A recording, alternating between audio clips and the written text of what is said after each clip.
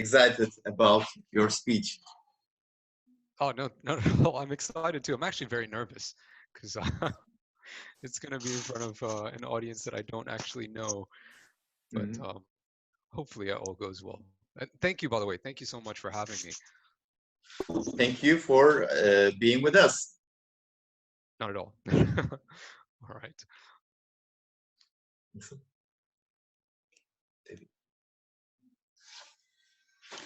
Hi, everyone. She's my wife, by the way. Hi. English teacher. Nice to meet Hello. you. Have a good meeting. Nice. Yeah, Thank you. sure. Thank you so much. Nice to meet you all.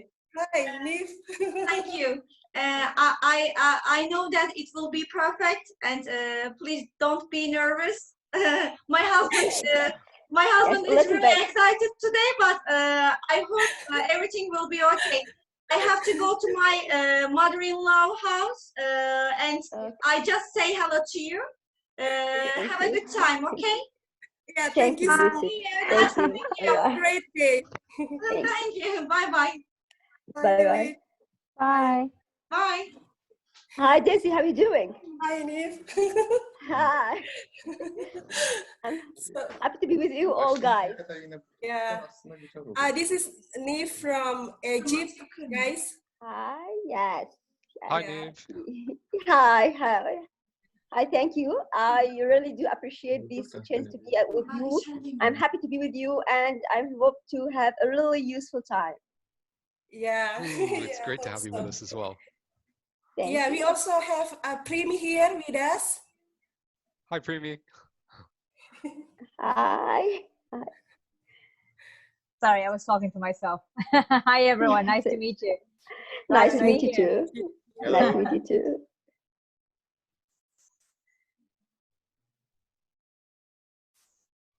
Okay. We're still waiting. Yes. We should wait for. There should be 40 people. Yeah. Oh. Yes. It has just turned to time. Wait for a while.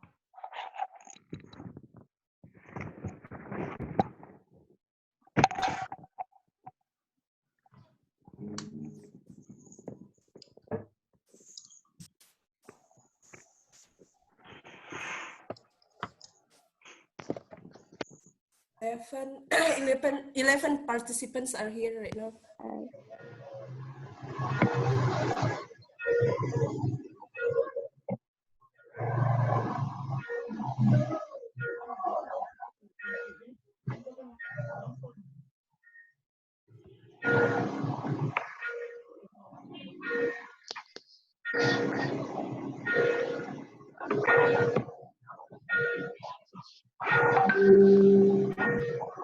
Okay, so we have Ibu Memsaisi here with us. She's my colleague. Yeah. Hello, Pak Julius. Hello. Yeah. Hi. Hi. Hello, guys. Hi. How are you doing? Nice to meet you here. Nice to I'm meet you. good. Pak Julius is an elementary teacher. Teacher. Yeah. Yeah.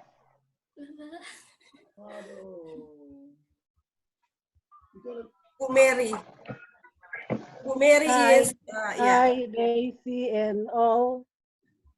Hi. My name is Hi, Mary. Hi. Hello. Nice to meet Hello. you. Nice to meet you, Mary. Hello. Yes. I'm also.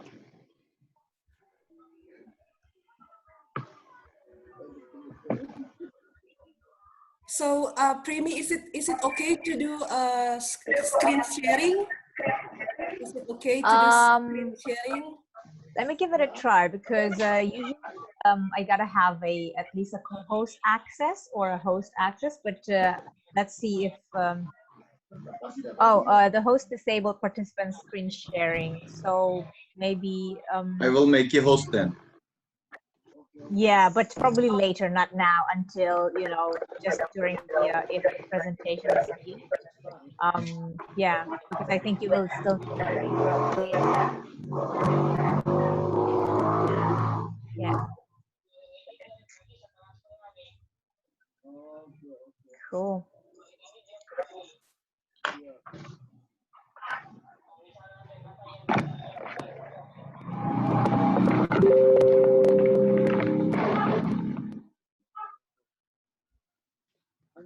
This is exciting.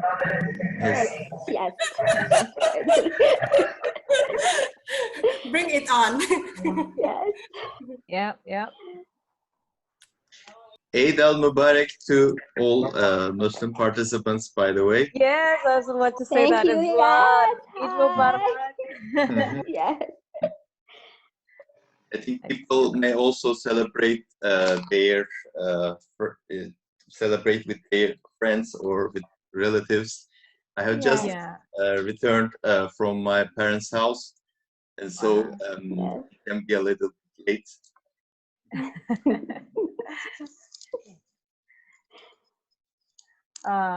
Every time there's a celebration, all I can think of is food. So Me too. Me too. foodie. But it's Big very fan of weird dessert. to celebrate like that. Yes. Nowadays, you are not sure if you should hug or kiss or do regular traditions. So Yeah. it's a bit awkward. You don't Yes. feel like Yes. it's Yes. regular Easter. Yeah, yeah, indeed. But I guess that's part of the new normal is all about, yeah? Mhm. Yes. The new normal. Yes. They started to use this term now. The new normal. Yeah. Yeah. So hashtag new normal all over the world. Hashtag new normal. Yeah. Yeah.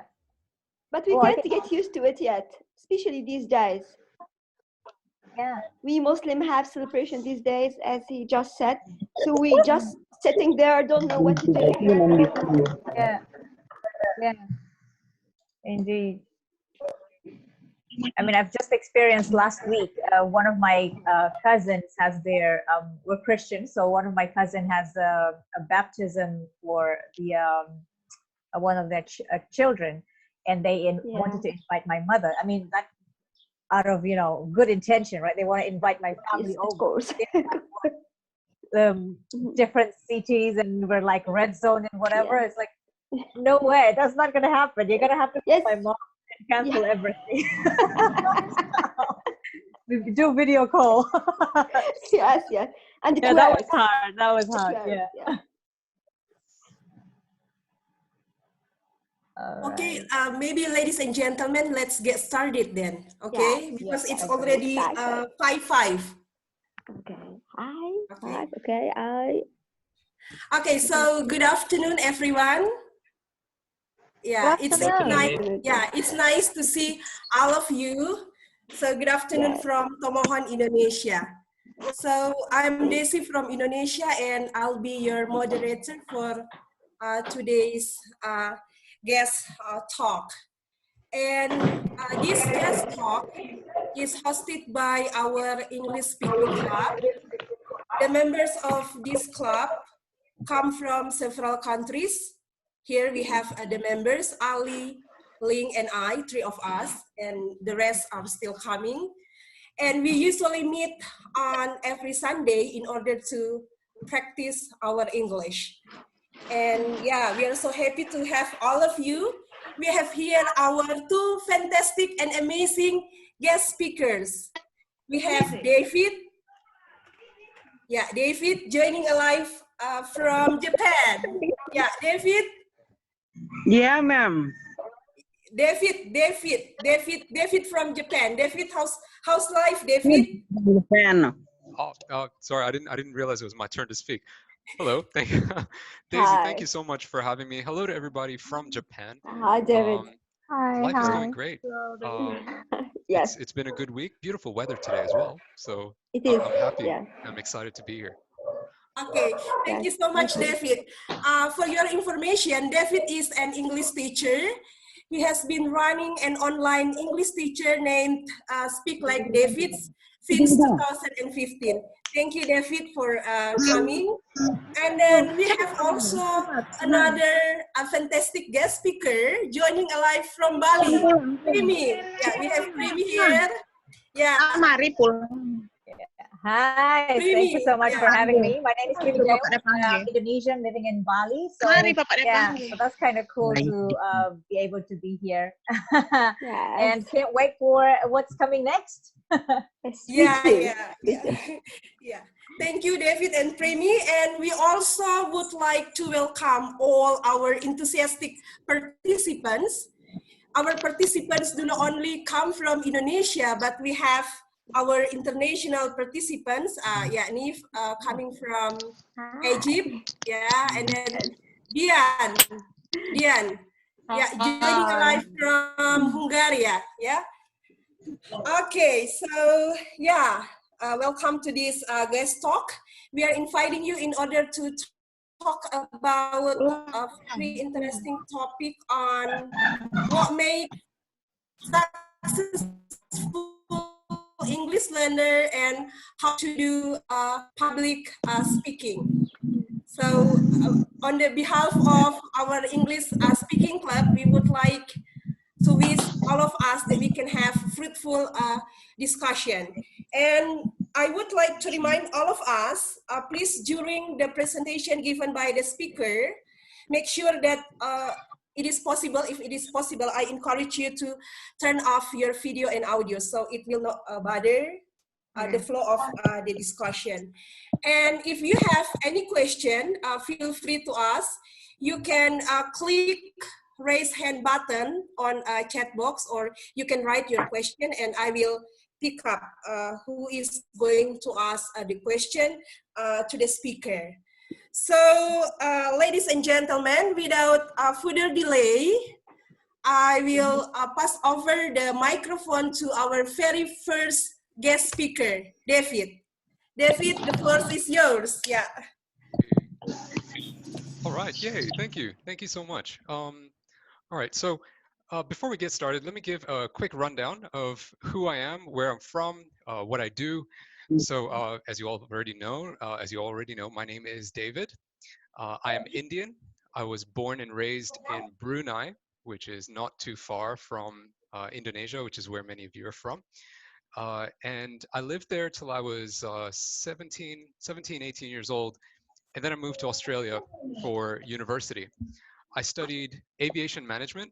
I wanted to be a pilot or work somewhere in the aviation industry, but that didn't really happen. And I ended up, after graduating, I ended up getting a job as an English teacher in Japan. That was in 2012. And that was my very first exposure to language learning as a profession. My first time teaching professionally. I mean, I had some friends in university who were from various different countries who were second language learners of English, and they would ask me questions, but it was always just, a casual conversation. So my first time teaching it, using books and using technical terms like having to explain grammar as to what the present perfect is and all of that, that all started in 2012. And I did that for a year and a half, decided I wanted other options, and then I went and studied mechanical engineering. I did that for 4 years in Malaysia. And then at the end of that, I decided I wanted to get back into teaching. So I moved back to Japan in 2018. And around about that time, I actually, Daisy said that I started my online thing in 2015. I actually started it in 2018, in the middle of 2018. So I been doing social media and teaching online since then. And then since last year in June, for about 1 year now, I've been working not as an English teacher, but I work in business development, project management for a car company here in Japan. So that's me.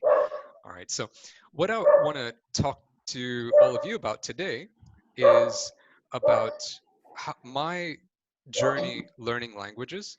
And I also want to share with you perhaps the most important things that I've observed and seen in my 7, 8 years of language learning, as a language learner and as a language teacher since 2012 till now. All right, so I'd like to make this a little bit interactive. So if you don't mind, I'd like to get all of you guys participating, responding to some of my questions and stuff in the chat box. I can see the group chat here on my screen. So we're going to get into that. All right. So let's start off with this. So as a language learner, for all of you, your target language is English. What exactly do you feel? I mean, and you're all able to, you all have a level of English where you can understand me right now. You can understand my speech. You can have conversations with other people online in your weekly meetings that you guys do, which I think is wonderful. I love what you guys are doing every week, meeting up.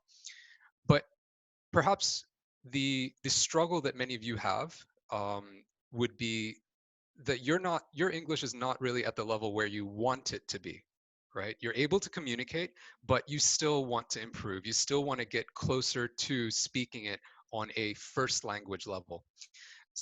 So I want you guys to throw out in the chat box, share with me, what are some of the challenges that you're facing? What exactly do you feel is bothering you about your current level of English and about your language learning experience? So let me bring up this chat box. How do I see it? Oh, here we go. All right. So, all right. And while you guys are typing away, I'm going to fill out my own ideas here on the whiteboard. You can see my whiteboard, right? If you can see my whiteboard, please type a yes. All right. Challenges we face as language learners are, okay. And we've got one answer already. That's great. You're saying grammar or mistakes. Okay, so let's add that. Making mistakes. All right, and we've got needing somebody to speak with. Yeah, yeah. Right. So you needing a practice partner, and that could be somebody that you take lessons with, or it could just be other learners. What else? Can't speak with natives, right? Okay. All right, let's try that out. Can't speak with natives. And confidence. Feeling confident when you're speaking. All right, wonderful. Okay, now I want you to know this. With all of these things that you guys have shared, you are not alone in feeling this way. Okay, you're not the only one who feels that way. These are not just your problems. I've been on social media for 2 years, and I'm pretty well connected with some of the other teachers. It's a wonderful community on Instagram with the teachers. It's really positive and mutually supportive. Even though all the teachers are, in a sense, competitors, we're all competing with each other for students. In a sense, it is the friendliest kind of competition I've ever seen. We help each other, we support each other. We're happy with recommending each other as well to our students and our followers. It's wonderful. But when I do talk to many of my colleagues, these things that you guys have shared, these pain points, if we can call them that, are extremely common. And perhaps the most common one is this one here that I get, this one here, which I'm just going to draw a circle around. Okay, perhaps as a close second, it's going to be this one, needing a practice partner. My gosh, my handwriting's terrible. There we go, 1 and 2. All right, and then when it comes to the 3 and the 4, I mean, these are kind of lesser questions or concerns that get raised, that at least from what I see on social media. So I want to address really just these 2 for today, because I mean, to answer kind of all of these in as thorough a way as possible, I actually had to create a whole course, because what I found was every time I got these questions, especially during live streams that I do at teachers, I never felt like I had the time to answer all of these concerns adequately, meaning well enough, clearly enough, and comprehensively enough. I always felt like there was so much more that I could share, and we just never had the time for it. So I thought, okay, what if I make an online course? So I made an online course, and it ended up being 12 lessons long. So that's actually how much we can unpack this topic. We can really get into detail into it. So, but what I'm going to do is just cover kind of the main key points that I think we can discuss here. So I think when when people say, I can't speak with a native, therefore I cannot improve my English. I can't speak with a native, I can't speak with a native, therefore I cannot improve my English, or I cannot achieve a level of proficiency that would be considered fluent, right? I would say that the underlying premise for this is this. I need to practice speaking with a native speaker in order to achieve a first language level proficiency. This is the assumption that a person makes when they raise that objection, right? And when we look at it, when we think through this logically, and plus also when I compare it to my own experience learning languages, this assumption is false. So the problem that I want to address in today's talk, or what I'm going to share with you, is I want to show you and I want to demonstrate to you how and why this assumption that so many learners make is a false assumption. And what that means is you do not need to practice with a native speaker in order to speak like a native speaker.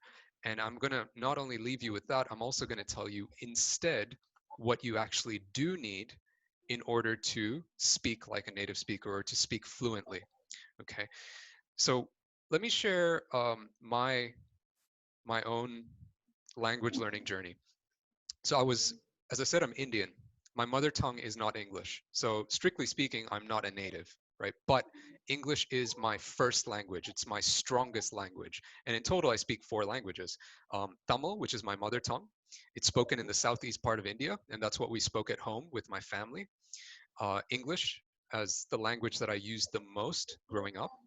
Malay, which is the national language of Brunei, and Japanese because I now live in Japan and I need to use it at work. Okay, and my wife is Japanese as well, by the way.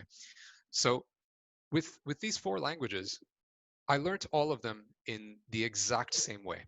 And for some of them, I did have the privilege and opportunity to practice with natives, and for others, I didn't. And interestingly, I was able to learn Tamil by speaking with natives. I mean, my parents are native, right? So that counts. I learned Malay. Yes, I practiced that with natives because I lived in Brunei. The kids living next door who I used Malay with, they were native Malay speakers. And Japanese, my wife is Japanese. I've spent a lot of time practicing with her. So yes, I was able to learn by practicing with natives. But interestingly, English is actually my strongest language, and that was the only language that I learned without practicing with natives. So that alone should prove and should demonstrate that it is not necessary for you to practice with natives. So how did I learn English, right? So you're probably all curious now.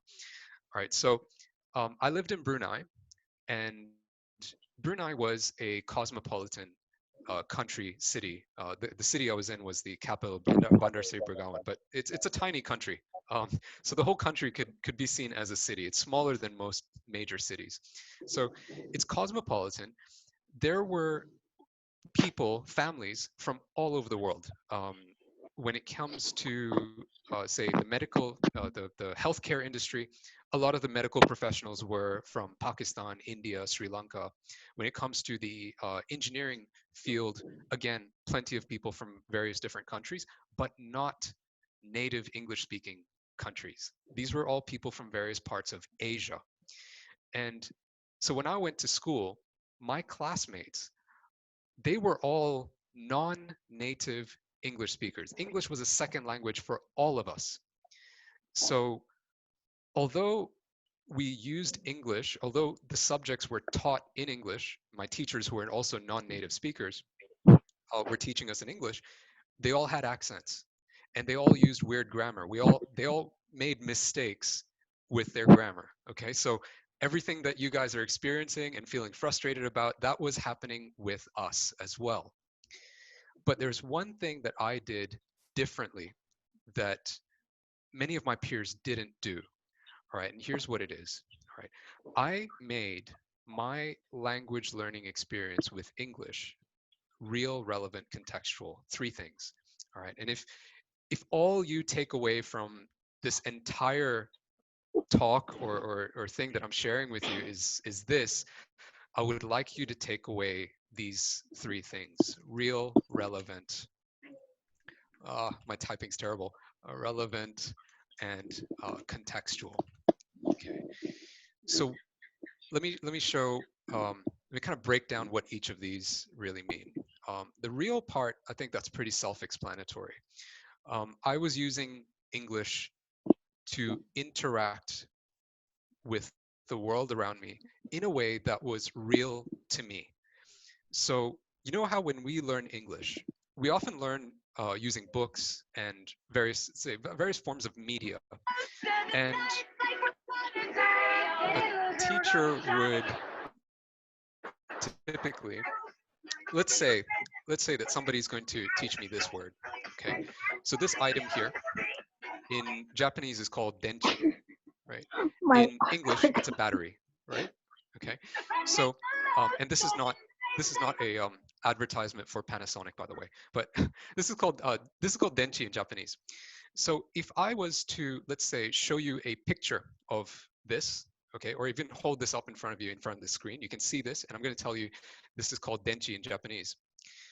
If I ask you right now, okay, what is battery in Japanese? You're going to say, yeah, it's denchi. You remember it, right? Because I just told you. But what about if I asked you tomorrow, or if I asked you 1 week later, or if I asked you a couple of months later? Would you still remember it? And chances are you would not remember it. And one of the reasons why you wouldn't is because this battery is not real in your life. This is a battery, and yes, this is a battery, but this is not the battery that you are interacting with in your life. This is not the same battery that you get concerned about, or you complain about, or talk to your friends and family about when your phone is running out of battery, right? So in a similar sense, if I was to use another example, say this hat. I've got plenty of props with me here. So if I was to use this hat, if I was to show you this hat and say, okay, this in Japanese is boshi, right? And you remember that. This is a boshi, but it's not your boshi, right? So instead of you just memorizing this picture, say from this image, from this video, or a flashcard, and remembering, okay, this picture, this object is boshi. Instead, what would make that word get internalized in your memory is if this was actually your hat. Okay, so your hat probably looks different to this. It has a different color, different shape. And let's imagine that you are on a trip in Japan and you lose your hat. Okay, and now you need to go to, let's say, the lost and found counter at the train station to go and ask about it. And you now need to talk to them in Japanese, and you have to explain to them that you lost your hat. That experience would require you to use the word boshi to talk about this object, which is real to you. It's your hat. It's not just a picture of a hat, it's your hat. And the way that our brain processes that information when something is real to us is going to be different to introducing that language or that word by using other means that are not necessarily real, say a picture or a flashcard and so on. Okay, so that's the first thing, right? So I was using the language in my daily life to talk about things that were real to me, important to me. I was playing with my friends and talking about my favorite TV shows, about music. I was doing all of that in English, right? Then the second thing, making it relevant, is closely related, but at the same, is closely related to the idea of real, but it's slightly different. So when I say that something needs to be relevant, it's where, actually, let me rewind. Okay, let me start with a question that many learners ask me, right, is which books should I read, or which movies should I watch, which vocabulary lists should I learn from or remember or memorize. And my answer to all of those, And by the way, just to make this a bit clearer, I'm going to say we are talking, whoops, we are talking about this point, this second point here, which is relevant. Okay. So when someone asks, which books should I read, which movies should I watch, which vocabulary list should I learn from, there isn't a one size fits all. In the beginners, when you're at the beginner stages of language learning, the things that you would initially want to learn about and talk about, and what you'd find in most textbooks, would be stuff that is relevant to almost anyone. You'd be learning about how to talk about yourself, about your family, your friends, your career, your job, your school. These are generic things that almost anybody needs to learn about. Once you get through that, once you reach a stage where you're comfortable talking about those things, you now reach you'd typically be at the lower intermediate level or higher. And from there, that's where so many students hit a plateau and they're like, you know, I feel like my English is not improving. I'm not learning new words. I'm just stuck at this level, right? And when they then come to me and say, hey, how do I get better? How do I improve to a level where I can do presentations, where I can do public speaking, which we're going to have Primy share about later today. It's not a case of just getting it's not a case of a particular book that's going to help you with that. Instead, it's a case of what exactly is relevant to you in your life. So if you are, say, a doctor, and let's say you're a doctor who works in, let's say, with the kidneys. I'm not even sure what a kidney doctor is called, but a doctor who works in relation to kidney disease. The word dialysis would be relevant to you. Dialysis is a medical procedure which is used to clean the blood when a person's kidneys fail. The dialysis is the treatment that they get, and they need to do it regularly. It would be, depending on how bad their kidney failure is, it would be between once a week up to 2-3 times a week, or sometimes even every day. Now, if you're a doctor and you work with kidney failure patients, you need to know that word, dialysis. It's relevant to you. It's something that you're going to use on a daily basis. If you're a kid and your favorite video game is, let's say, Donkey Kong, and if I then tell you, hey, you should read this book, and in that book, one of the words for improving your vocabulary is dialysis, there is no way that you're going to remember that word easily. It's not relevant to you. There's no reason for you to learn that word. There's no reason for you to use it. And so if the language that you're exposing yourself to, be it through movies, be it through books, magazines, whatever it may be, if it isn't relevant to you, your brain doesn't have a reason to make the effort required to actually retain that information. It's going to just look at it and go, yeah, interesting, but I don't need to remember it. Next, right? So that's really how it deals with that. The last one, contextual, with explaining what this means, I want to use an example.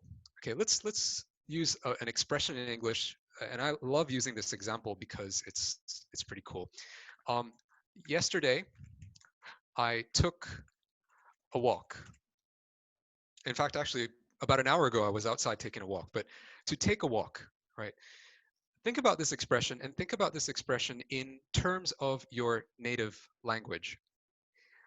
Depending on what your native language is, this sentence or this expression, to take a walk, could be the most ridiculous, illogical thing to say.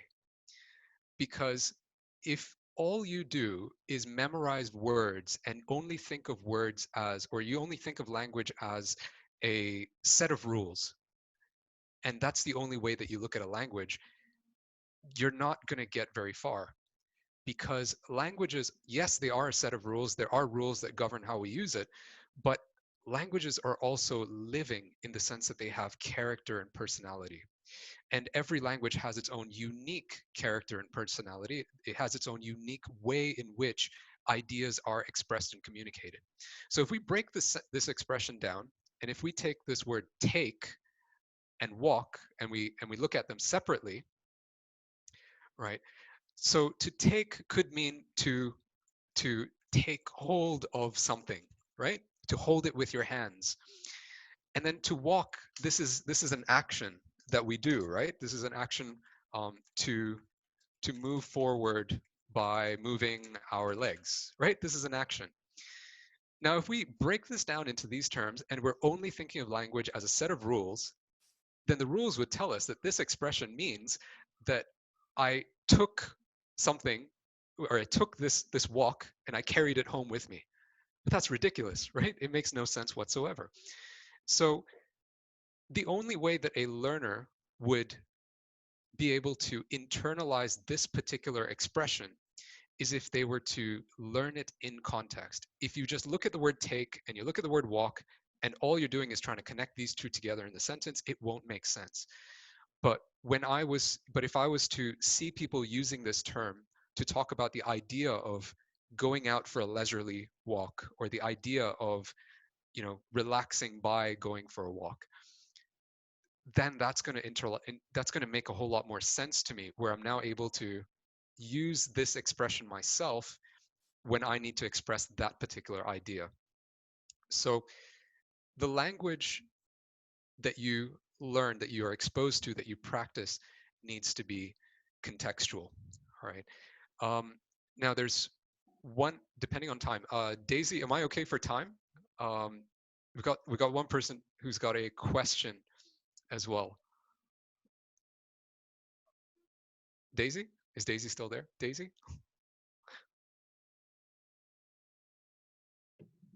No? I think we are going to take the questions after two speakers' speech has ended up. And okay. And I think you can go on. We have still time. We can extend a little bit. Okay. Thank you, Ali. But there's one last thing that I want to share, and this is basically because I get asked about this so often.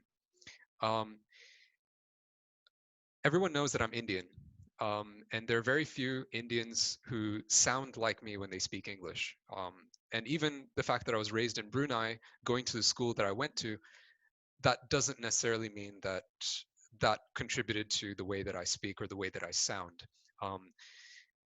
Now, a lot of people ask me if I'm from the US, and I'm not. I've never lived there. My sister now lives there. She moved there after getting married, and I went there once to visit her when I was, say, about 11 years old. I went there for a 1-month holiday. But other than that, I have not lived or spent time in an environment where I had Native American English speakers around me, where I was constantly hearing this kind of pronunciation. But instead, I did intentionally expose myself and immerse myself into to a lot of American media.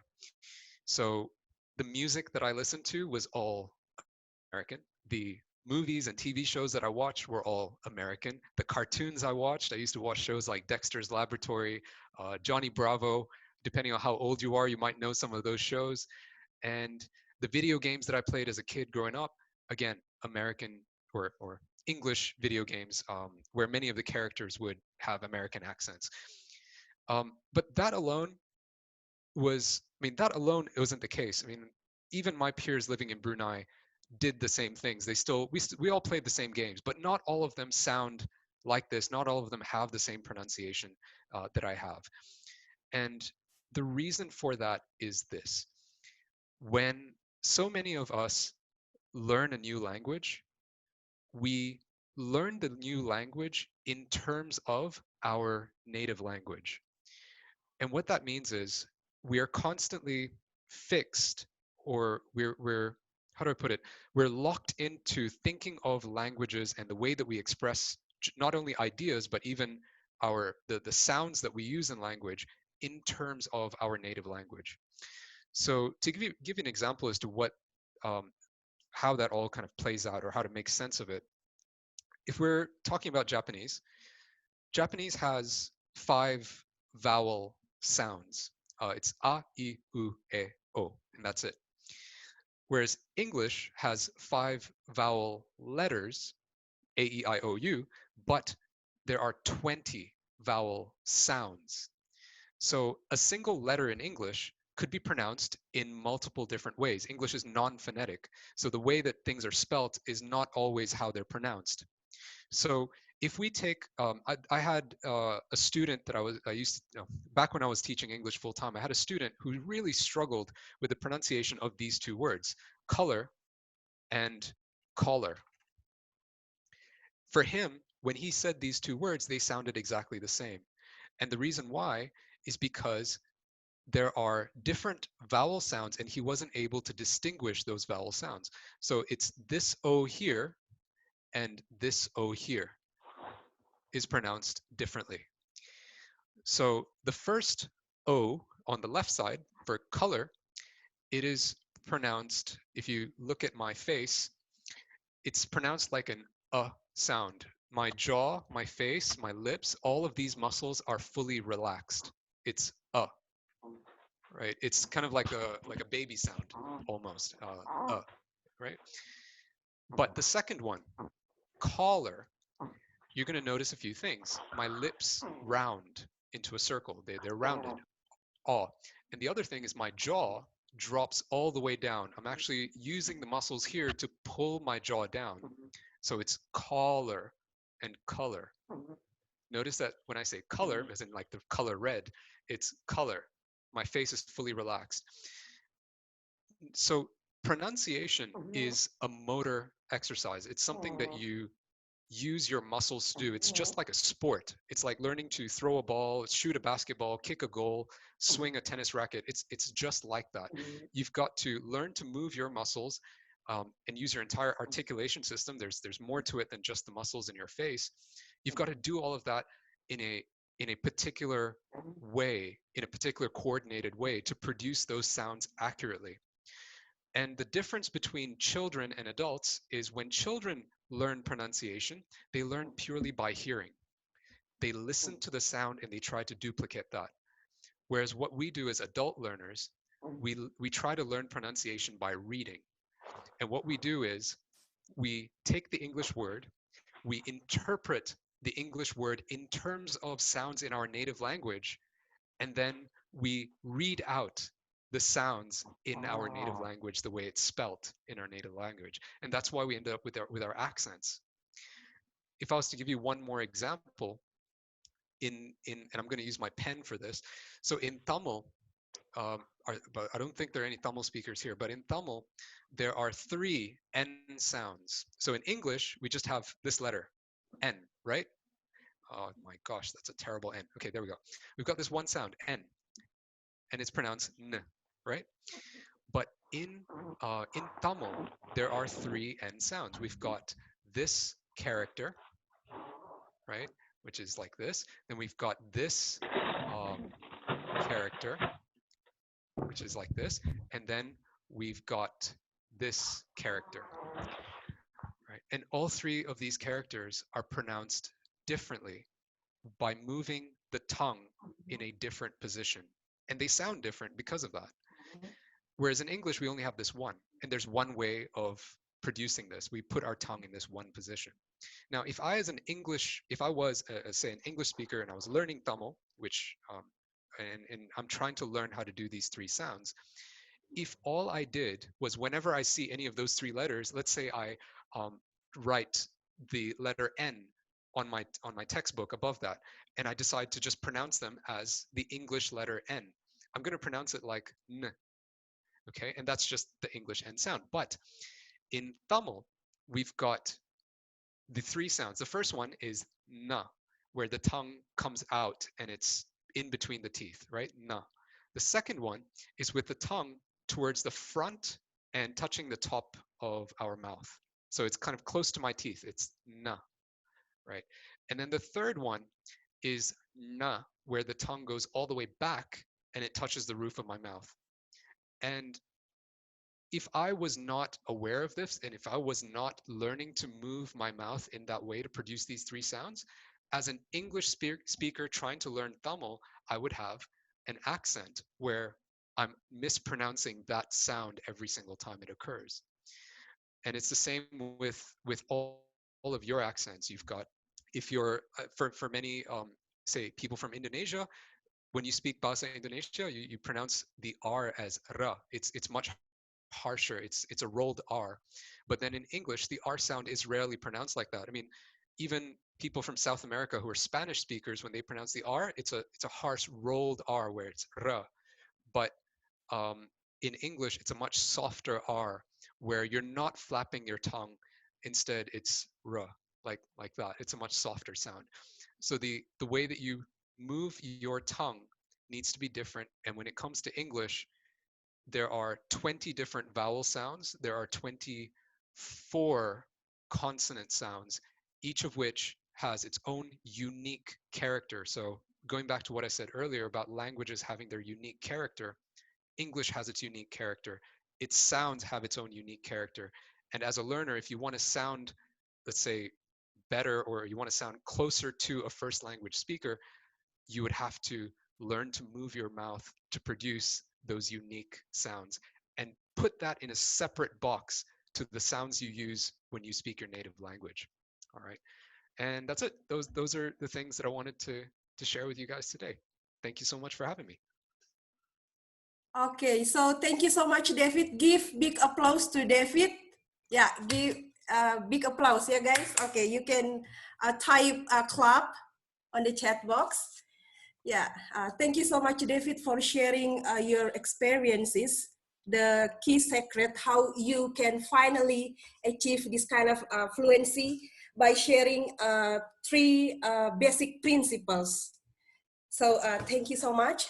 And now, guys, we would like to invite our second guest speaker, Primy. Primy is entrepreneur, public speaker, and right now she is pioneering a non-profit organization dealing with women empowerment. So yeah, Primy, Primy, the time is yours. All right. Thank you so much for that. I'm actually quite nervous. I'm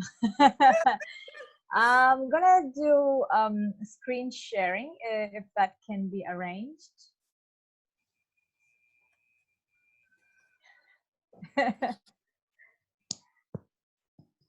Okay, I think Ali will arrange that. Okay. So is it okay if I start the screen sharing? Probably I need to have the host access. David should press you. Yeah. After that, we can do that. I'm not the host. Wait, I think I've already pressed the like remove spotlight button, and I can see Primy on my screen, so I'm not sure if I'm supposed to press something else. Yeah, it's the hosting. You should do with by clicking more and then deploy as host or something. There must be something like that. Otherwise, she can't share the screen. Oh dear. Okay. I have just learned yesterday night, but I'm selling to you now. Oh dear. Okay. Am I the host? I mean, Yes. Yeah, you're the host at the moment, so you need to pass that on back to Ali, or also you can also pass it on directly to me. Okay. Yeah. Oh wait, I'm gonna. Okay, found out how to do it. Thank you. Yeah. Make host. All right, done. Cool. So I am the host now. Thank you for that. So I'm going to do a screen sharing. Let me see how I'm going to do this with the presentation. Okay. Well, apparently, okay. Let's do screen sharing. I'm going to do this one. And yep.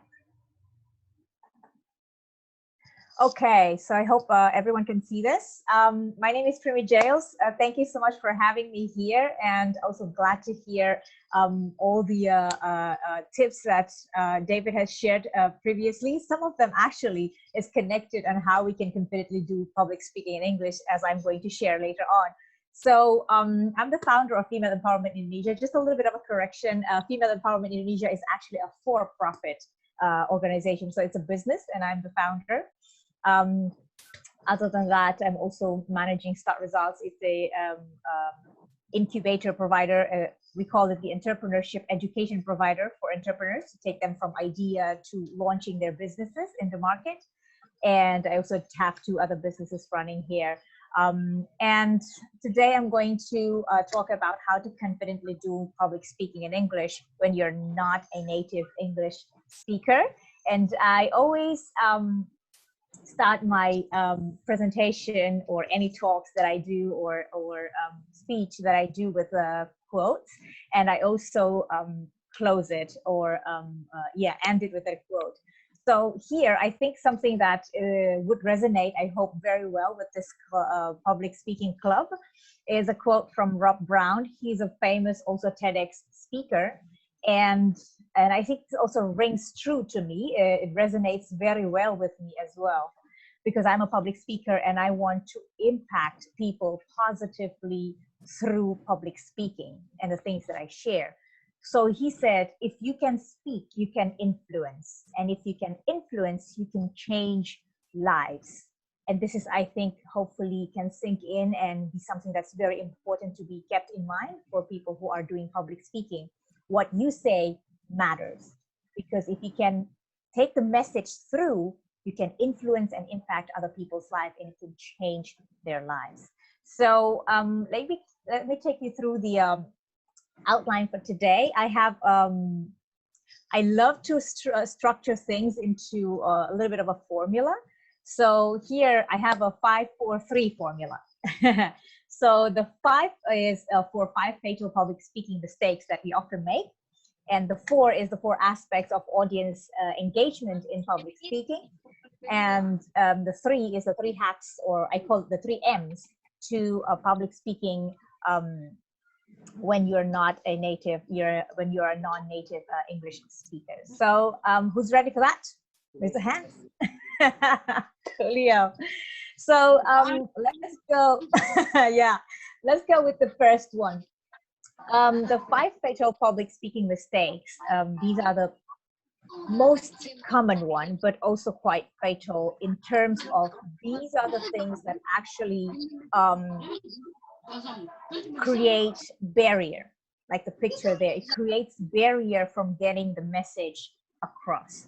And it's so beautifully explained by David again in using the context of some technical terms. The first one, irrelevant or unrelatable content, has a lot to do with using too many technical terms. Like, for example, if I am a teacher and in schools, I think a lot of you are teachers here, when you are in school, every day you're actually doing public speaking, right? To your students. You're delivering public speaking to your students. And there are times, I think, even when teachers have to deliver public speaking to the parents, right? And there are also some times when you have to probably have a position where you have to lead your team, your fellow teachers as well, and you have to deliver a certain speech. And of course, you need to be able to get the message across. You won't be talking or delivering the content the same way when you're talking to fellow teachers compared to when you're talking to your students, right? So those type of things that type of things is the one that you want to consider when you're delivering public speaking in any, let's say, platform, right? Digital, non-digital, you need to consider the audience. And one of the things I feel that can summarize all of these fatal mistakes is oftentimes we make public speaking about us, the speaker, instead of making it about the audience, those who need to receive the message or learn the lessons. This is especially true for teachers as well, right? So this is about, public speaking is all about influence. What do we want to achieve from influencing other people? is that they believe in the things that we believe in. They believe in the things that we are saying, that we are speaking to them about, right? So that they can make a decision about it and do something about it as soon as they learn the lesson or receive the message. So we want to get the message across, so we can't make it about ourselves, make us look professional or make us look smart with so many technical terms, for example, right? Or make us look like we know things more than the audience, so that we display unintentionally certain body language that is actually misaligned with the message that we are trying to get across, right? So we can get deeper into this. I mean, you can reach out to me, you can follow my page and stuff like that, so that we can get connected more around these fatal public speaking mistakes. And I think from there, you can also ask questions in the comments in the chat box now. I can respond to them later. So let's talk about the 4 aspects to audience engagement. And this is actually something that's very, very powerful. The 4 are actually storytelling, show instead of telling, and authenticity and conviction, right? So I put some notes in there, and I hope that probably the committee, the members of the public speaking club, can also share the PDF to all the participants here, whichever way it can happen, so that you can keep this as well for yourself. But I think we all know, but we don't really remember that storytelling has been the most powerful tool to make any content, any message being able to be passed on and relatable. Yeah. So instead of storytelling, we started to tell people what to do, and most often, oftentimes, our public speaking or our speech become instructional, right? It's almost like military style. 1, you do this. 2, you do that. And it's so not relatable, right? So instead of that, we can see how we learn a lot of moral lessons from a story, things that mimic our daily life, and it becomes so relatable, right? And then it leads to the next part of that, which is show versus tell. Instead of telling people on what to do, you can start showing them. And this has a lot of telling part. This is about including small details that correlates with the 5 senses within the story. Yeah, you need to take your audience into the journey so that they can create an image about how things are possible, right? So details about, like, for example, if you read a book, you read a story, or you watch, or you see someone who is a very good public speaker, they start taking in your senses and influence you through your senses. For example, they tell a story like, I started this journey in 2002. I remember that day when I was so broke, I was so brokenhearted. I had nothing in my pocket. I've asked for help with tears in my eyes. And things like that, you know, how powerful that is to relate the message that you're trying to get across to your audience. And instead of telling them that this is the step that you need to take, right? You start showing them that it happens and you understand them, right? And they can relate. And this brings us to the third aspect, which is actually authenticity. We see probably we can get so easily trapped inside the samples of, you know, there's this certain person that is a great public speaker and they have certain style, they have 10,000 audience one time, you know, and you want to try to be like them. It's not always the case. You can take best practice, but just be you. Stop worrying about which style is right. Your style is right for you. As you can see, my style, and David, I hope that's okay, I'm gonna tease you a little bit here. My style of delivering content with David's style is different. But our audience will relate to each style. And therefore they can take the most of each style and relate to it, And that's how they're going to also bring that home and influence other people through those messages. Yeah, so different. But it doesn't mean that my style is right and David's wrong, or vice versa, the other way around. David's style is right and my style is wrong. It's not about right or wrong, but it's being authentically you, and let people who value you come to you and resonate their lessons, life learning, life journey with you. So this is what's important about public speaking, engaging people. You need to engage. You need to be you to engage people like you. There's this great saying, birds of a feather flocks together. These things about you attract who you are. This is so true. Yeah. So when we're doing public speaking, don't worry about how other people are doing their thing, right? It's their thing. You need to do you and your thing, your style. If you're such a funny person, you love funny stuff, and you want to tell it in a funny story, fun way, do it. If you're a meticulous person, attention to details, you like structure, do it like that. And your audience will automatically relate to you. Yeah. And the last part that's very important is conviction.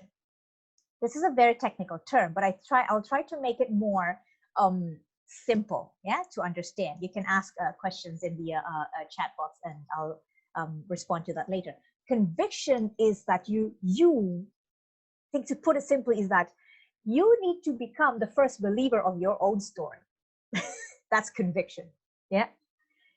You need to be the biggest fan of whatever it is that you're doing.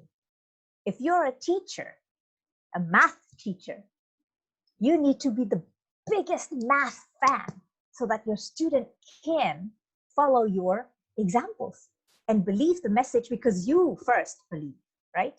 If you're an entrepreneur and, for example, you're in a fashion design, right? You need to be the first fan, biggest fan of your own products. And if you're a public speaker, if you're trying to deliver a message, in this case for me, that female empowerment is something that's very crucial that can change a nation, I need to speak from that conviction, and I have to convince you. But before I can convince you, I need to be the first one that is convinced with my own message. Yeah, so that is conviction. So these 4 aspects of audience engagement is so cool. And I mean, just try to practice that. You'll see how your audience will relate to you. And this is just something that is amazing that I've been practicing for years and years now. So from that, let's lead to the next part, which is the 3M that I find is my own personal hacks, right? And this is how I relate to people. People have different way of studying, self-studying with or just absorbing all the lessons that they can learn. But for a non-native English speaker like me, I need to create my own hacks, because Indonesia has more than 700, just for the international participants to know, Indonesia has more than 700 ethnic languages. Actually, we had 800, but some of them is just like, poof, gone, right? So we have around 700. And we have 34 provinces in Indonesia. In the United States, it's almost like we have 34 states. So each of the states has their own unifying languages. We call that, because we're from the Malayan language, so we have our own Malay. So in Sumatra, they will have their own Malay language for all the people there, the ethnicity there. In North Sulawesi, our province, we have Manado Malay, we call it. But North Sulawesi has 9 sub-ethnicity with their own languages, not to mention the accents and dialects. And our national language, Bahasa Indonesia, is actually the 3rd language that everyone in the country learns. So the national language already the 3rd language. So it's kind of tricky to learn English, yeah? And it's kind of difficult. So, but that's okay. That's okay. That's the challenge there. So my hack is always to have, like you can see in the screen now, to have music. It helps to relax you when you're learning something, when you're practicing, right? And my own personal hack when it comes to music is I always choose English music, that not just the music, I choose English songs. And I start using the song lyrics. Before, you know, we can download stuff, I had to sort of like go to the internet and, you know, see stuff and just write it down, handwrite them, and then copy them on my own notes, and then start listening to the song and practicing my pronunciation by, you know, with the lyrics, using all those lyrics. And I try to copy and mimic what they're saying, how they're pronouncing it. And then I'll go to movies and try to, that's a cool word to say, or that's a cool phrase to say. I want to be able to say that. And then I'll use that. Yeah, so that's for pronunciation. But music always relaxes you. And if you're learning English, try to have songs, English songs in the background. It creates an atmosphere for you to learn English. Yeah, because I think David would agree, and everyone here would agree, language is culture. So it created by a situation, right? It's not a permanent skill like math. It's a concept. 1 + 1 is 2. But language is different. You need to be able to be in the rhythm of it every day. Even for us who are speaking English probably daily, you keep us away from English and not using English for, let's say, 1 month. When we go back to it in the new environment using English again, we'll stutter a little bit.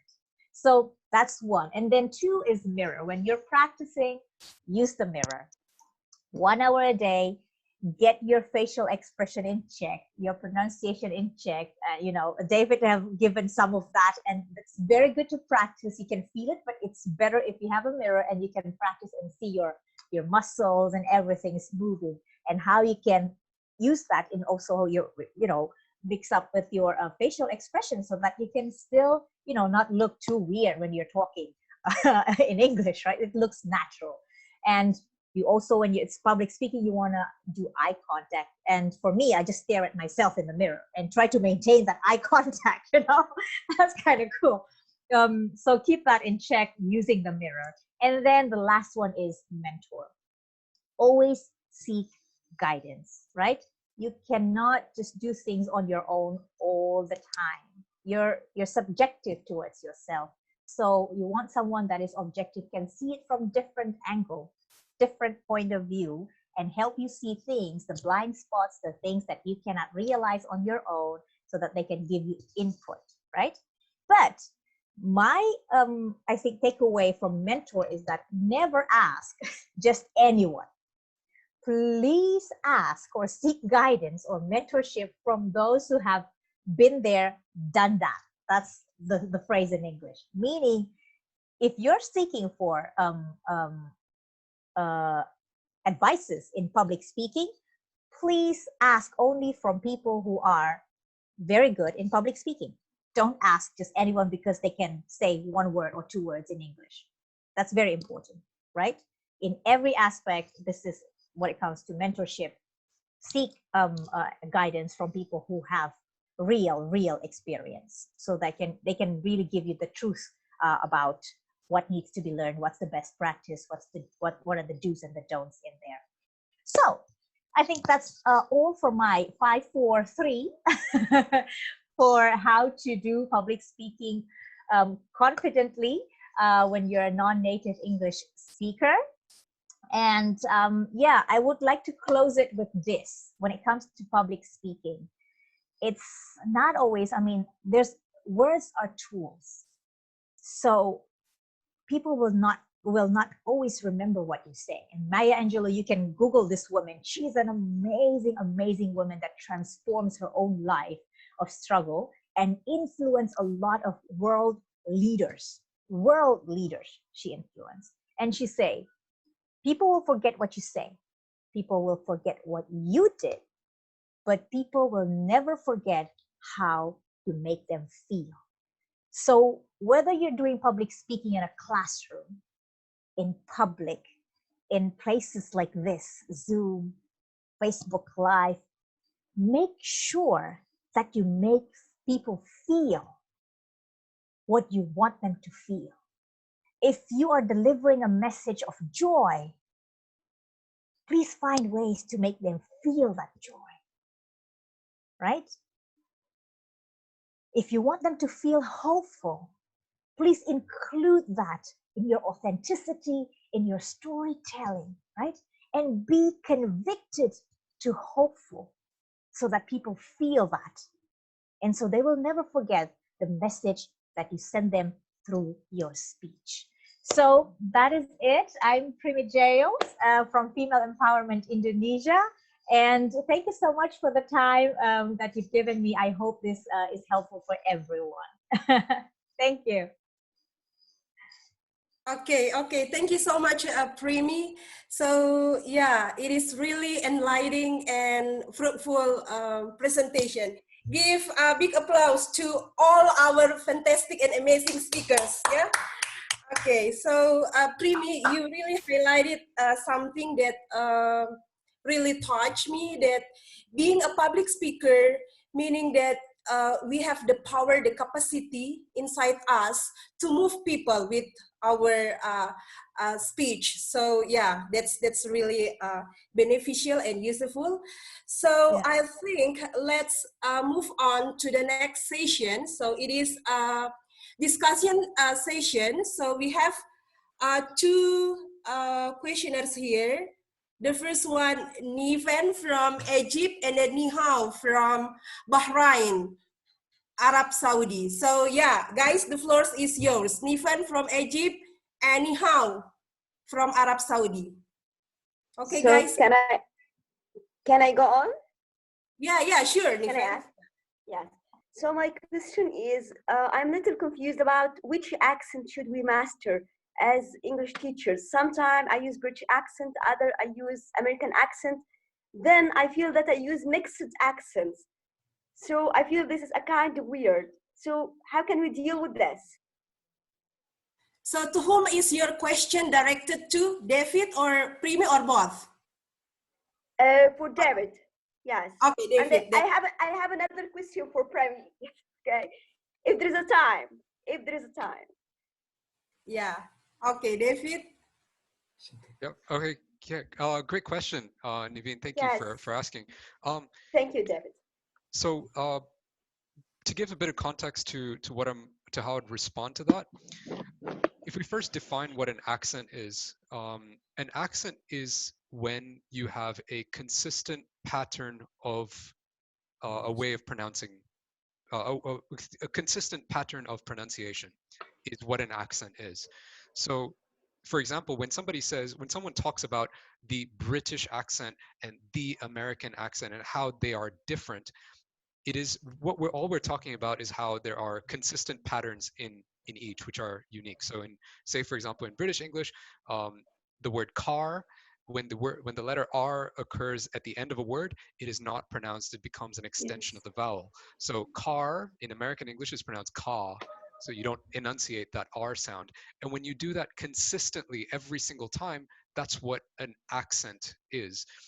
So to answer whether or not you should focus on the British or the American accent, as a teacher, I think it doesn't matter. What matters more is that you are consistent. And when it comes to accents, a lot of learners that I teach are so obsessed with getting the American accent or the British accent. For starters, there isn't one accent in the United States or in the UK.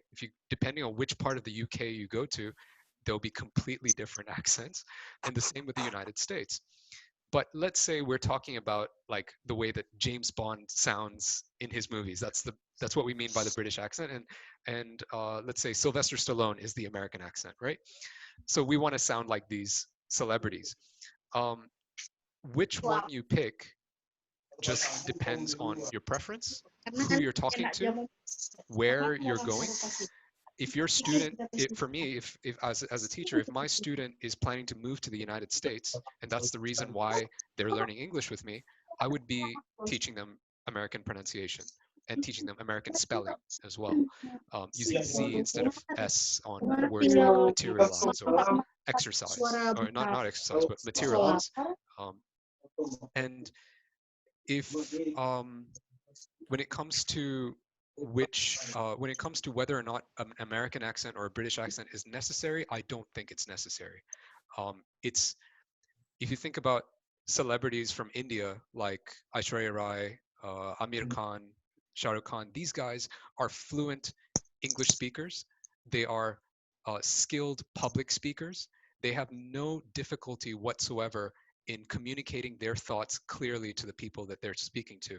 And they all have accents. They have Indian accents. And I think that's completely fine. What matters more than your accent is how clearly you speak and how easily you are how easily you are understood by other people you speak to.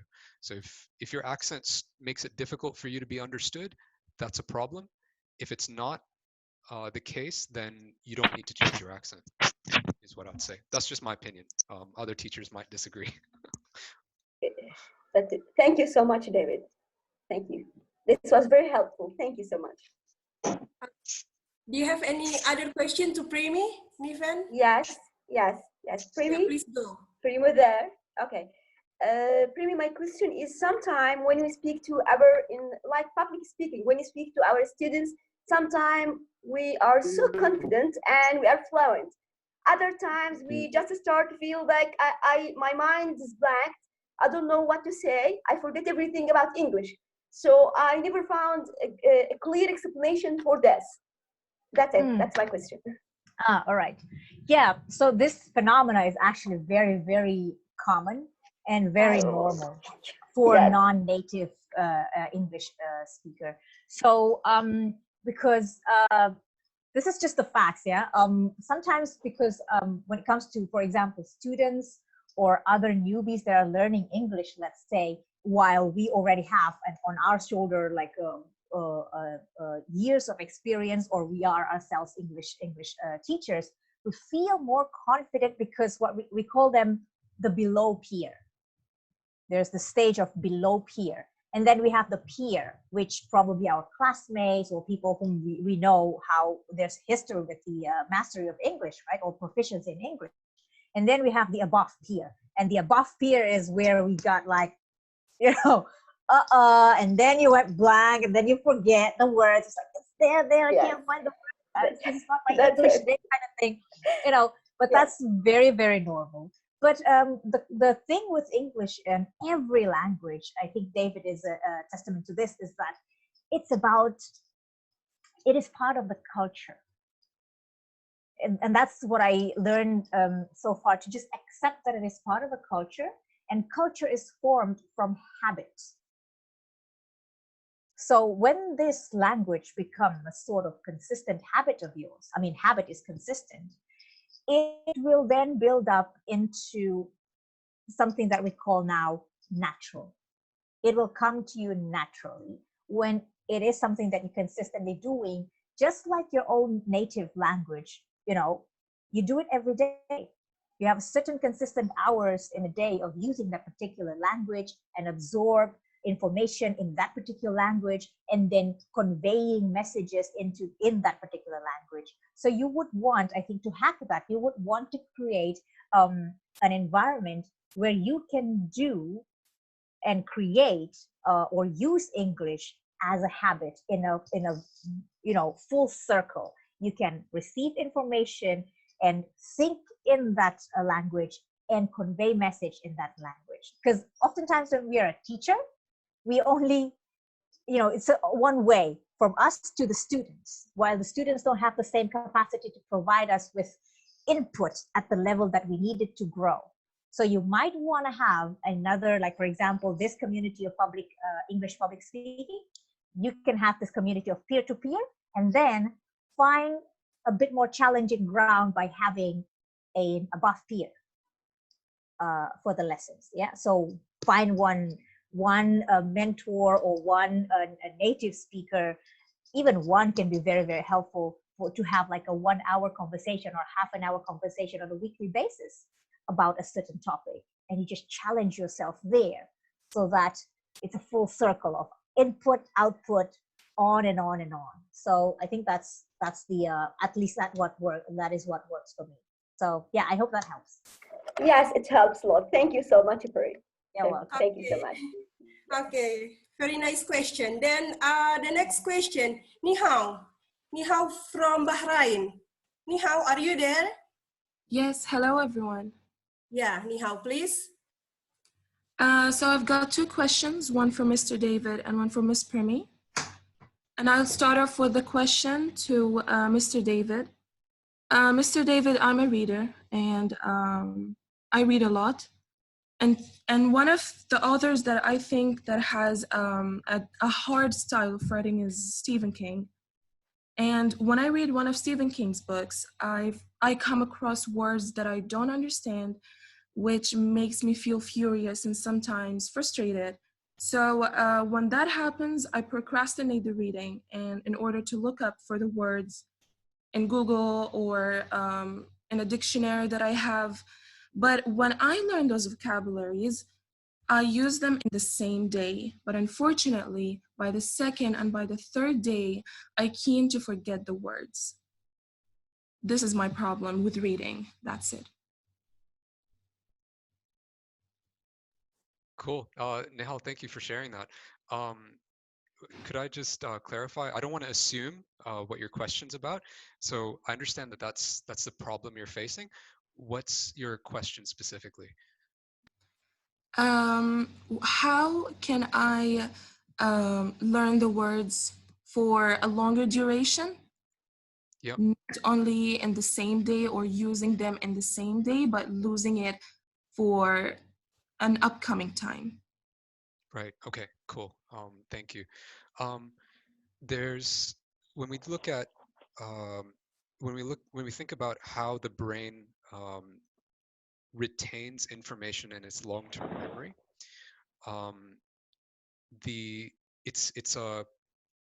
there's a process of building new tissue, which is energy intensive, right? So our brains need, or our bodies need to actually create new neurons in which the memory information is stored. And neurons are these connections between nerve cells.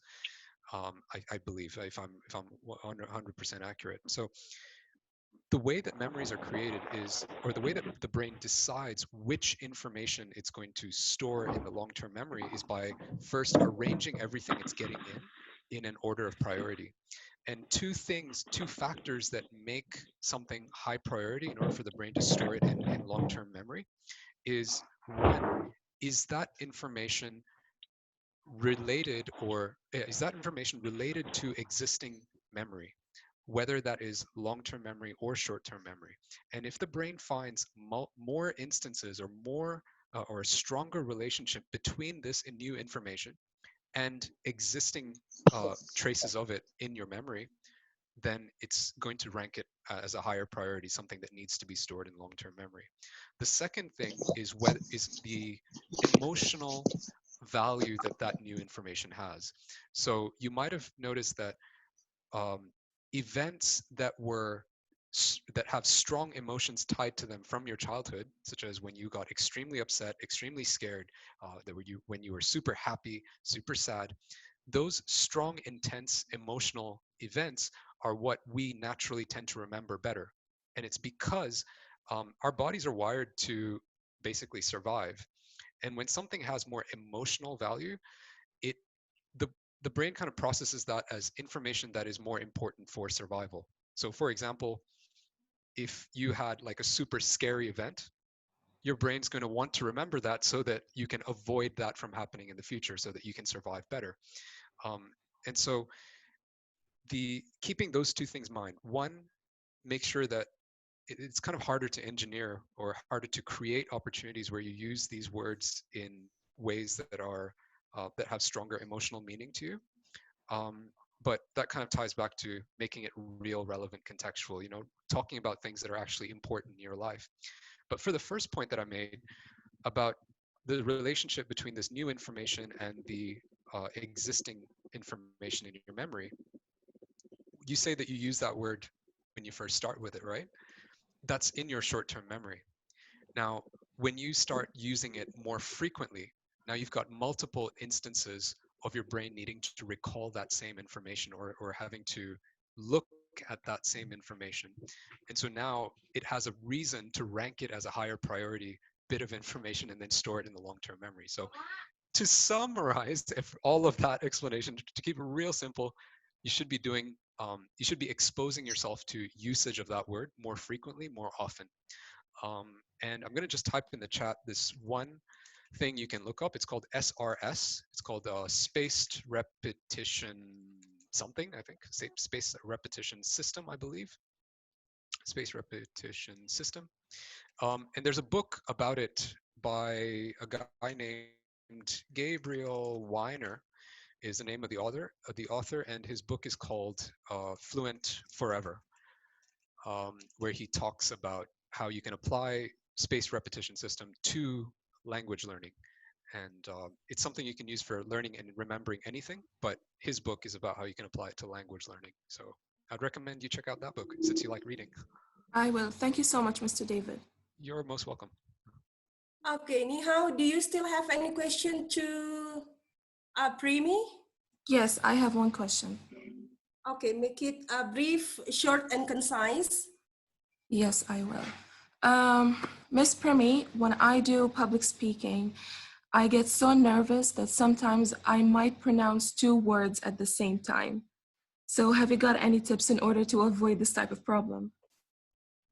Yeah, I happen to have all these mistakes happen, you know, errors and mistakes happen to me as well. I mean, I made those mistakes as well. There's this one time when I was actually emceeing for this big event during New Year's Eve. And instead of saying Happy New Year, I said Happy New York. That's bad. It's already there, live. Hundreds of participants.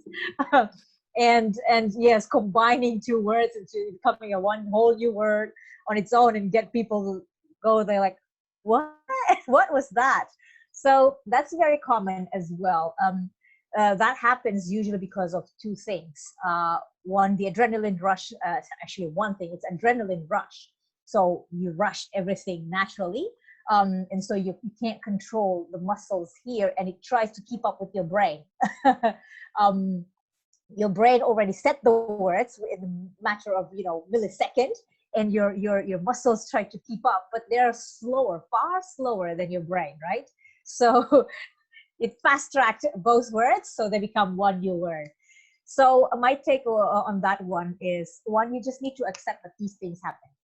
That's just one basic thing. Is just, we need, as public speaker, we need to accept that there's no way we are going to be 100% perfect in all of our performances. That is first, right? So that now you can relax, because it is okay to make mistakes, and everybody does that, even the professionals, right? If you know TED Talk, even TED Talk, some of them, people are not even confident to speak in front of the public big audience, so they have a recorded one. So that's why they have the different stages of TED Talks. So that is okay. What's important is whether people feel good about and resonate with what your message is. That's one. And two, to minimize the risk of these things happening, you need to practice before you deliver your speech for at least, I mean, depends on your how comfortable you are with practicing and how fluent you are. And I can hear that your pronunciation is actually very good. So 1 hour before, you need to dedicate minimum 1 hour before your performance, whichever performance that is, to just practice the keywords, at least, your structure and the keywords. Best to always have a script. Even when you're like, even for me, I'm a naturally talkative person. And I don't, most time my friends will say, I don't have to have a script. I just grab a mic. And I'll flow. I'm in the state of flow when it comes to talking, because I'm just naturally a talker. So that type of thing, talkative. But even at people like me who are naturally a talker, and even a fast talker like me, when it comes to professional public speaking, or you want to really engage people and minimize the risk of making mistakes, have a script and practice for 1 hour at least. And then after that, this 1 hour needs to be within the same day, that's okay. But the day before that is what I find also most comfortable for most people, especially those who are more on the introvert side, because you tend to get nervous in public speaking in front of a crowd. So you need some time to just relax yourself and be with yourself before the presentation. So different hacks, like for introverts, probably 24 hours before your presentation, you practice and try to get at least minimum 1 hour, if not 2 or 3 hours if you can, just to, have a script and practice that. But then after that, you need to relax and just let it go, knowing that you've done your best and that's it. And this is the same principle in any performances, including public speaking. So one, accept that mistakes can happen, and that is okay. But two, to minimize that, best to have a script and practice, minimum 1 hour. So I hope that helps. All right, thank you so much, Ms. Primy, for your advice. Yeah. Okay, so we can keep going talking about this, but unfortunately we are limited by our time. But I will still give one more chance. So the chance is given to our member. So Ling from Taiwan. Yeah, Ling, please. Okay, thank you, Daisy. Hello, can you hear me? Thank you. Thank you, Daisy. Thank you. Yeah, because the time is limited, so I want to ask a question for David. Do you believe it's getting harder to learn as we get older? And is it any relevance to our intelligence? Okay. Okay. Thank you, Lynn. To be totally honest with you, I haven't researched that subject enough to have an opinion that's really worth anything. But at the moment where I stand on that is that I think there are challenges when we get older. One of them is just the plasticity of our brain and how easily we're able to remember new things and learn new things. And that is definitely something that's been researched and shown. But in terms of at what age that starts to severely limit our ability to learn or learn languages specifically, I'm not sure. I'm not sure how clear the research shows that. And the other thing is perhaps one of the things that limits adult learners and makes it harder for them to learn new languages might just be that they're so dependent on their native language by that point. They've got 30, 40 years of only thinking in one particular way, which is in their own native language, that when they start to, get exposed to this new language, they're not the first in the beginning even open to the new sounds to begin with. So they're only thinking of the new sounds in terms of the sounds in their own language, something that I talked about during my presentation. And then also in terms of word choice, they're only able to think of each word in the same way that it's used in their native language. So for example, like to take a walk is not something you'd say in your native language. And so for that learner, this expression to take a walk, the first time they see it, they just can't process it. They're like, even with the context being right in front of them, they're not really able to make sense of it. That's just something I've seen with some of my students. But in terms of whether that applies to all learners at a certain age, I really don't know. So I'd have to research that more, to be honest. Okay, thank you very much. Yeah, thank you. Okay, can I have really a short question? Yeah. Okay. So my question is, I once read there is someone saying written that fluency is the result of knowledge, skills, and confidence. And Primy has already highlighted about being confident, meaning that we need to have conviction that what we are sharing is valuable, what we are sharing is impactful.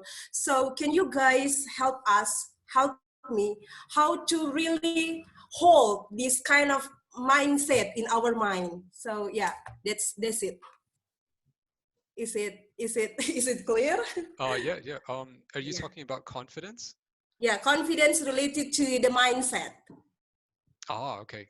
Primy, do you want to go first? Because I think that's more kind of your expertise when it comes to public Primy speaking.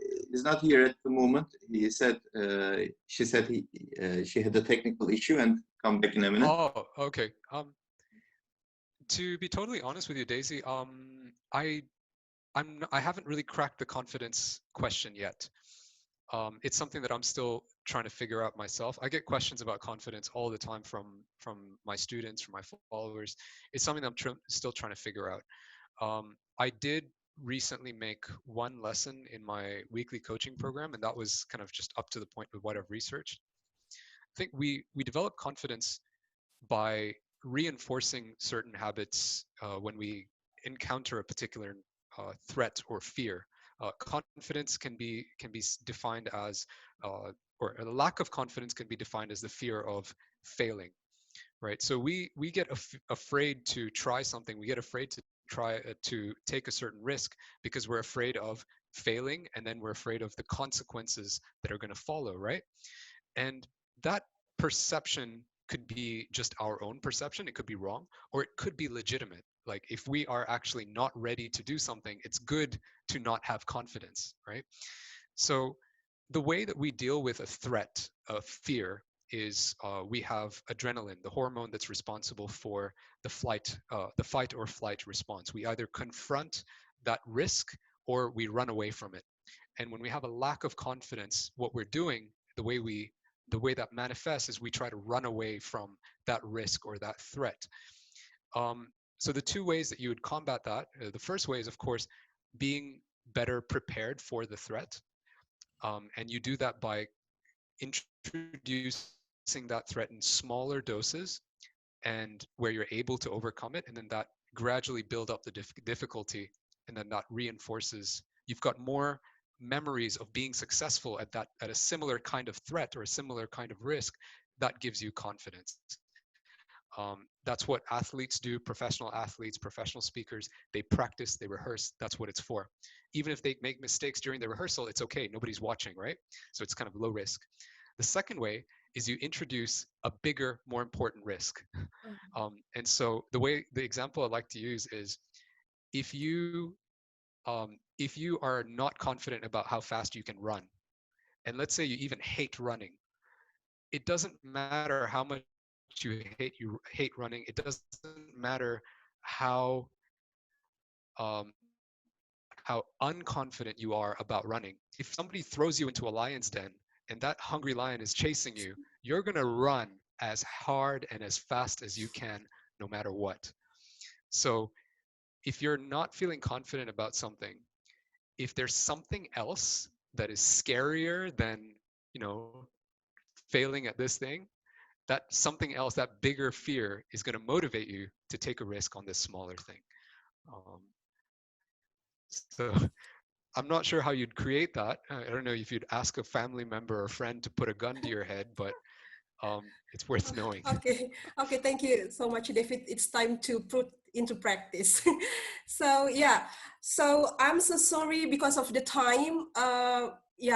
We couldn't accommodate all the questions. Maybe you can send us a question and then we will give directly to Primy and David, and then we can give you back. And the last session is about closing statement. We would like to have a closing statement from the participants, and then the representative of our club member, and then also the representative of the guest speakers. So let's start with the participants. Okay, guys, please, participants.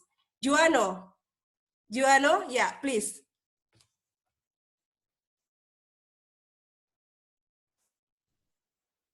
Is it okay? Okay.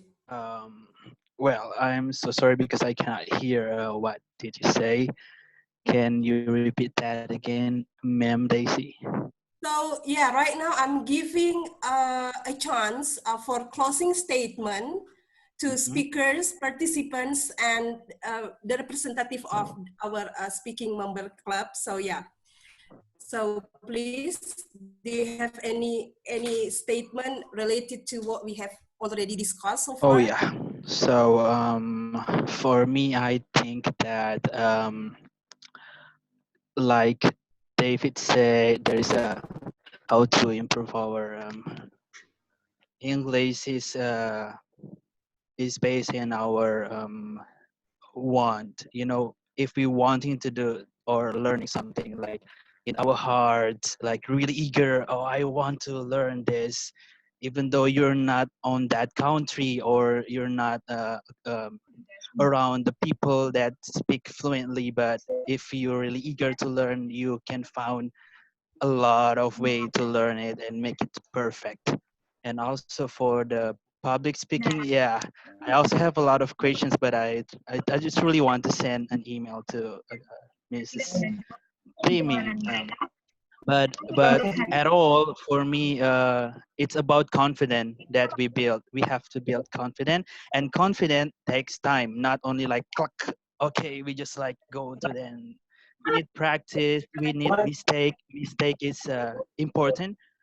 So it's a part of improve ourselves. So that's from me. And thank you very much for David and Primy. It means a lot for us to learn more about these new things, I think. Yeah. Thank you, Joanno. And now closing statement from Primy and David, and then the last one from Ali. Yeah, Primy and David. Primy, are you there? Primy? Yeah, I'm here. Let's have David first so that we follow the pattern. I love patterns, so let's go with the patterns. Stay consistent. Everybody, thank you so much for having me. I'm really glad that I got to do this. I'm honored and I consider it a privilege. If there's, I don't know, if you have other questions and you want to ask, feel free to send me an email or you can send me a message on Instagram or whatever. My Instagram ID is Speak Like David. Speak Like David. It's just all is one word. So feel free. You're welcome to message me anytime, and we'll take it from there. Thank you all for having me. Yeah, yeah. Thank you, David. Yeah, Primy. Yeah, so thank you so much, everyone. Just like David, I really feel honored, and it's a privilege to be able to be here and to have so many people here willing to hear and learn from what I have to share, what me and David has to share. It's actually really, really good. And like I said, like a quote says, not I said, when we have the chance to, when we can speak, we can influence, and when we can influence, we can change people's lives. I hope that David and I being here can, if I can speak for both of us, we actually have given you something that is valuable, that can impact your life as well, in whichever way you're going to take it, the takeaways from us. So, yeah, and actually, if that is okay, I actually wanted to invite, especially for the Indonesian women who are here today, I actually have an event from my Female Empowerment Indonesia. It's called Curhat Perempuan Indonesia. So it's going to be this Tuesday. If you see my presentation, I've uploaded it in the group chat. So if you download that one, at the end of it, there's an information about how you can register for that event. It's a free event as well. And for everyone who wants to be there, for I mean, the female women, Indonesian women who wants to be there, we're going to basically just, you know, it's us asking questions, it's us also providing the answers for each other and finding solutions together. And empower each other through that forum. So I would really love to have everyone there. And yeah, that will be exciting also to be able to share with fellow Indonesian women in times like this. So thank you so much again for the chance. And yeah, you have been a great, great group as well. It has been great to be here and seeing the engagement so high. So cool. Thank you. Okay, thank you. The last but not the least, from the representative of our speaking English speaking club. So this is our founder, Ali from Turkey. Ali, the floor is yours. Okay. First of all, thank you both, David and Primy. It was beyond my expectation. Actually, I didn't expect us to organize something like that. And thank you, Daisy, for creating this opportunity for us. Primy has talked about it a bit. I think Indonesian women are really strong, and she is a good example of it. And thanks all the participants that don't leave us alone here.